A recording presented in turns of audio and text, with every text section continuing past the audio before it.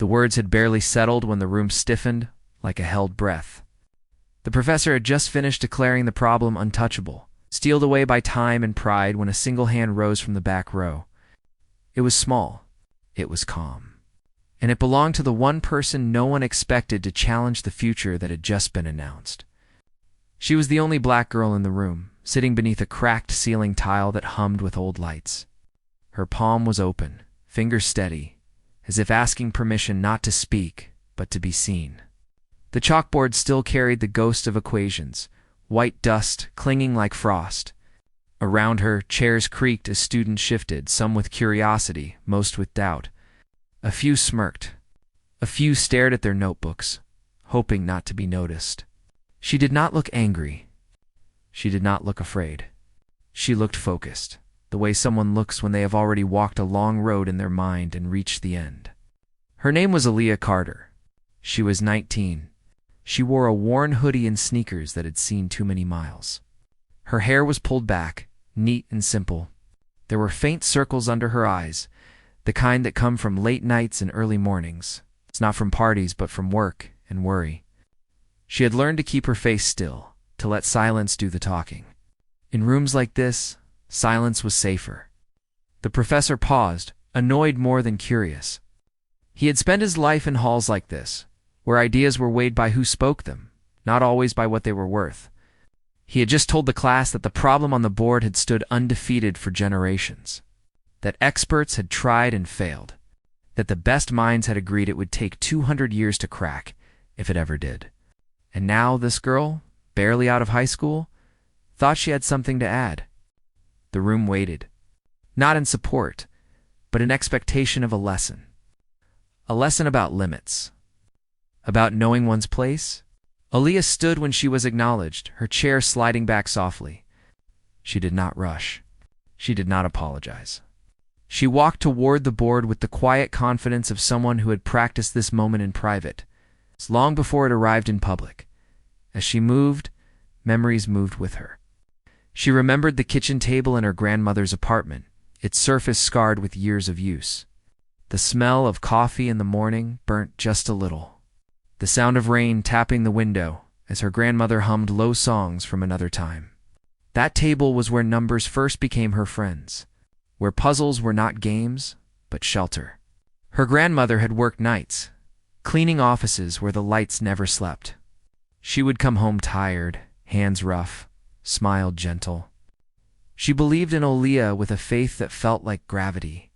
When Aaliyah asked why numbers mattered, her grandmother said, because numbers never lie, Dan. They never leave you if you learn their language. When her grandmother passed, the apartment felt too quiet. The hum was gone. The table felt empty. Math became a way to speak to someone who could no longer answer. Each solved problem felt like a letter sent.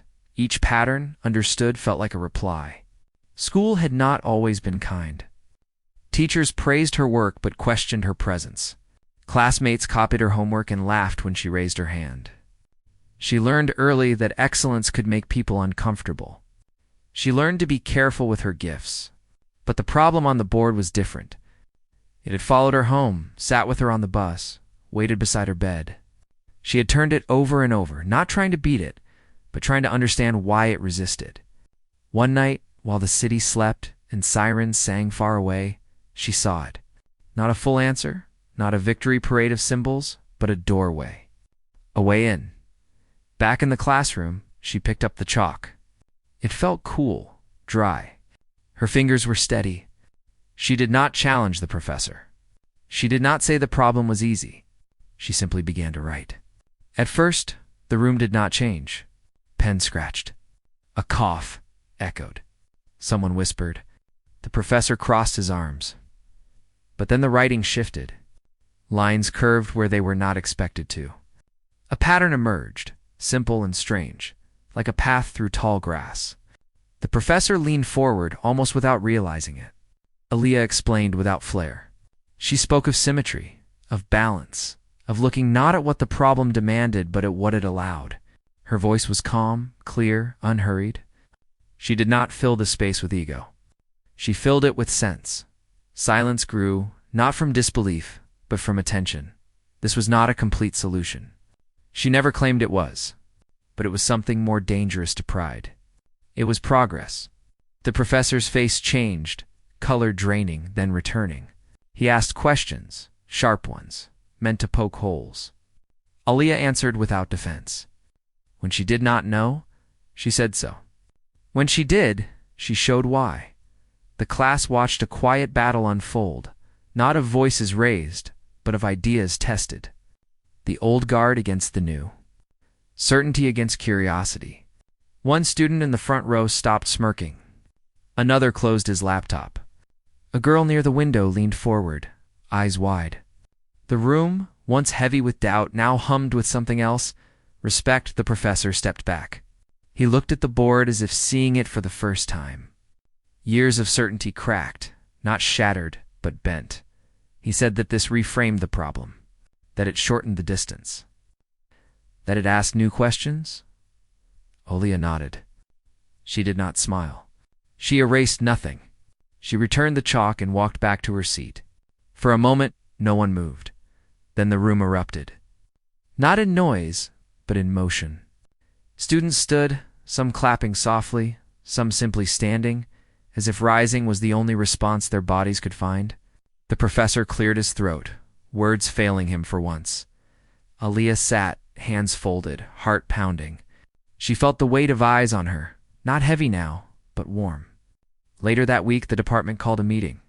Papers were reviewed. Emails were sent. Aaliyah's work traveled further than she ever had. Mathematicians wrote back with excitement, with questions, with praise. The narrative shifted. The problem was no longer sleeping. It was waking up. At a public lecture, the professor stood beside her. He spoke of humility, of learning from unexpected places. He said that brilliance does not ask permission. It arrives when it is ready. Aaliyah listened, quiet as always. When it was her turn, she spoke one sentence that echoed through the hall. Silence can be a form of courage. Another moment, another room. She said something that found its way onto screens and walls. The future listens when you speak with truth. And when a student asked how she knew where to look, she answered with words that felt like a gift. I learned to trust patterns when people did not trust me. The applause that followed was long, not loud, but deep. In the days that came, Aaliyah received offers, mentors, doors opening where walls had been. She chose carefully. She moved slowly. She remembered the kitchen table, the hum, the promise. The problem on the board would take years to fully solve. She knew that, but it would not take 200. The path had been lit. On a quiet evening, she returned to her grandmother's apartment, now empty but still warm with memory. She sat at the table and smiled for the first time in days. The numbers waited, patient as ever. The world would tell this story many ways. Some would focus on the shock, some on the shame, some on the miracle. But the truth was simpler. A girl raised her hand. A room listened. The future shifted. And sometimes, that is all it takes. If this story moved you, share where you are watching from. Tell us what silence has taught you. And subscribe for more stories that honor the strength we too often overlook.